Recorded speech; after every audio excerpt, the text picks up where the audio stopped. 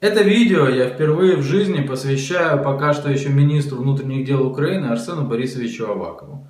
Арсен Борисович, ни одно, ни два, ни три, ни пять, наверное, уже видео на этом канале, просмотренное миллионами людей, посвящено вашему советнику Антону Геращенко. Я не знаю, чем вам так дорог этот молодой человек с лишним весом. И не хочу даже знать, честно.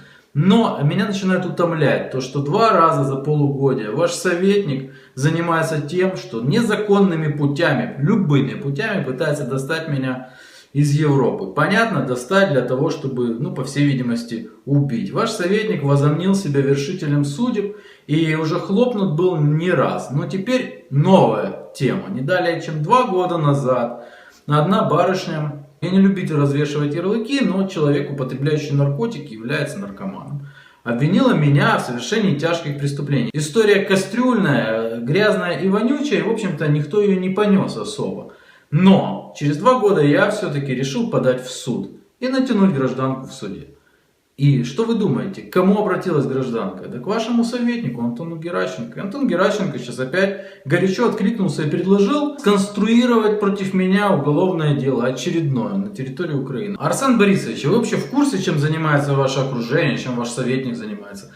Я думаю, что вы прекрасно в курсе. Я не верю в эти все россказни. Сталин высоко, он не видит. Я думаю, вы прекрасно знаете, каким беспределом занимается ваше окружение. Но поверьте мне, хотя можете даже не верить, это видео посмотрит не только 300, там, 400 тысяч подписчиков моего канала, да, жителей там разных стран. Это видео опять-таки посмотрят депутаты Европарламента. Я подборочку сделаю касательно вашего советника. Но как вы думаете, кто больше заинтересует людей, которые хотят что-то поменять наверху? Какой-то мальчик на побегушках с лишним весом? Или его хозяин? Удачи! Здравствуйте, алло. Здравствуйте, это Сергей Емельяненко беспокоит, Генеральная прокуратура Украины. Сегодня мы общались с вашей матерью. Она вам не звонила? Ну да, она мне говорила, что вы должны позвонить. Да. Но я ей объяснил, Да. что у нас, в общем, ситуация такая, что вышел адвокат Анатолий Шария, и он хочет подавать иск непосредственно по поводу клеветы. Вот мы хотим, чтобы эта история дальше не дала корни. Вот. Ну, а какой иск он требует? Ну, по И клевете. почему это клевета? Вы понимаете, что вот как это видео попало на YouTube? У меня была частная беседа с Сергеем Ивановым, это политик какой-то в Киеве. В то время он находился в Америке, и мы с ним по скайпу общались. То есть я совершенно не знала, что происходит съемка. Это не было сказано где-то в студии или где-то специально это записывалось. Это была чисто частная беседа с Сергеем Ивановым, где он у меня расспрашивал об Анатолии. Там и в этом видео все сказано о том, что компьютер был заблокирован. Компьютер был заблокирован полицией за пересылку детского порно. А когда я ему об этом сказала, Анатолию, произошел очень большой скандал. Он меня обокрал, пропала из дома целая шкатулка с украшениями, и вместе с Бондаренко, это был 2013 год, вместе с Ольгой Бондаренко они играли из Голландии. И после этого начались все проблемы у меня. Вот это единственное, что я могу сказать. Два заявления. Здесь, в Голландии, я в полицию написала. Но пока ничего нет. Они не знают его адреса. Но адрес стоит вот в этом заявлении на меня, и это очень хорошо. Я завтра опять пойду в полицию и уже напишу новое заявление, где укажу адрес, место его проживания. Ну, это хорошо. У нас самих, сами понимаете, на него уже давно, скажем так, идут дела. И, в общем, мы сами бы хотели с ним уже разобраться, потому что от него только головная боль одна идет. Вот. А тут мне еще поручили с вами связаться, потому что он, я так понимаю, в суд киевский уже подал. Ну да, пусть он подает в суд иски. Я вот только что связалась с Антоном Геращенко, мы с ним очень дружим. То есть все бумаги он приедет у моей мамы, заберет, его помощник. Может быть сегодня, может быть завтра. И посмотрим, что будет. У меня совершенно нет никакого желания суд. Я не считаю за собой никакой вины, не вижу. И не считаю себя ни в чем виноватой. Вы знаете, сколько он там заявил сумму в иске? Нет. 10 миллионов гривен. Но вы понимаете, у него же денег нет. Нет? Шария. У него совершенно нет денег. 100 евро или 80 евро в месяц. Но на эти же деньги в Европе не проживешь. Конечно, конечно. Но он почему до сих пор не в розыске там? Голландцы связались с Литвой, а Литва не знает, где он находится. И вот только сейчас я увидела, мама мне сказала, что в бумагах стоит его литовский адрес. Ну, это хорошо. Елена, у меня еще такой вопрос. Да. Нам необходимо здесь, на Украине, в отношении него еще одно дело.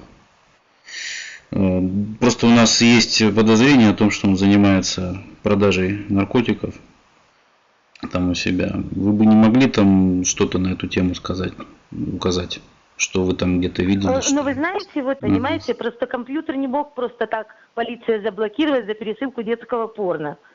То же самое мне сказали в полиции. И полиция проводила беседы с этими детьми, которых он хотел фотографировать, психологи проводили.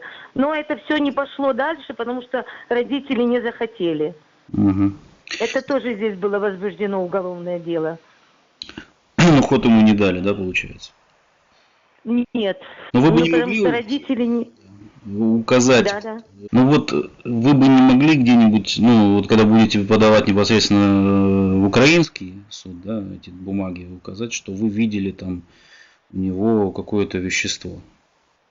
Потому что Могу, это, если это вы его посадите. Посадим. Если вы его найдете и посадите. Нет, Потому это, что это наше вот уже дело, да. Нам необходимо. я могу это указать. Да, укажите, что у него было с собой там вещество наркотического там содержания. И мы это быстро его, в общем-то, попытаемся, это уже статья получается не политическая, это уже общеуголовная. Да. И не мы его быстренько Да. закроем и из Литвы к себе перетащим. Ну, я могу это указать, но вот мне вначале нужно узнать, как мне сделать анхифт, и как мне вот написать это, как по-русски, заявление. Антон, вы же с Антоном связь поддерживаете. То есть... Да. Вот буквально сейчас мы с ним разговариваем, несколько минут назад. Ну вот, хорошо. Ну вот он мне сам предложил, если нужно, он мне поможет написать заявление о том, что он меня ограбил. Ну, смотрите, у нас, в общем-то, в суде все будет нормально, в нашем, по крайней мере, в киевском. Его дело, когда примет общеуголовный характер, да, его быстро депортируют. И уже у нас он там сядет надолго. Единственное, нам нужно еще наркотики ему приписать. Потому что с наркотиками тогда уже там он не отвертится никуда, не денется. Ну, в общем, Поэтому... когда вы будете через Антона вот это все указывать, вам очень просим, укажите, что вы видели у него непосредственно там сверток с этим веществом. Это, ну, это просто нам очень нужно, очень нужно. Хорошо, я вам помогу. Ну все тогда. Давайте тогда, вот это мой телефон, если что, вот Да. связывайтесь. И через Антона мы сами с Антоном свяжемся и уже будем там Хорошо. себя здесь координировать. Хорошо.